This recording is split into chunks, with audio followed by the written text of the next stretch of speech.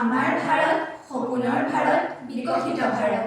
স্থানীয় সমস্যাসমূহ অভিনৱ উপায়েৰে সমাধানৰ জৰিয়তে ভাৰতক এখন শক্তিশালী ৰাষ্ট্ৰৰূপে গঢ়ি তোলাৰ ক্ষেত্ৰত এয়া আমাৰ এক ক্ষুদ্ৰ প্ৰয়াস। ভাৰতত বৰ্তমান সময়ত চলি থকা সমস্যাসমূহৰ সৈতে আমি সকলোৱে পৰিচিত।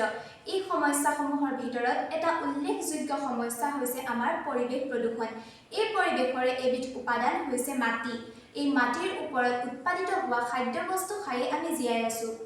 বৰ্তমান সময়ত খেতি পথাৰত অত্যাধিক ৰাসায়নিক সাৰৰ প্ৰয়োগৰ ফলত মাটিৰ উৰ্বৰতা হ্ৰাস হোৱা দেখা গৈছে। মাটিৰ গুণাগুণ নষ্ট হৈ মাটি প্ৰদূষিত হোৱা দেখা গৈছে।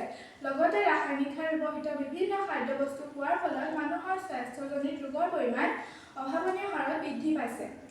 আমি ভাৰতৰ প্ৰত্যেক ঘৰৰ মানুহে যদি ঘৰতে পেলনীয়া বস্তু যেনে শাক-পাচলি অৱশিষ্টসমূহ, জাবৰ-জোথৰ, শুকান ডাল পাত, গোবৰ, চাহপাত আদি পেলাই নিদি এঠাইত জমা কৰি থলুৱা পদ্ধতিৰে সাৰ প্ৰস্তুত কৰিবলৈ আৰম্ভ কৰোঁ, তেন্তে আমি এক বুজন পৰিমাণৰ সাৰ প্ৰস্তুত কৰি খেতিয়কসকলৰ বাবে উপলব্ধি কৰিব পাৰিম।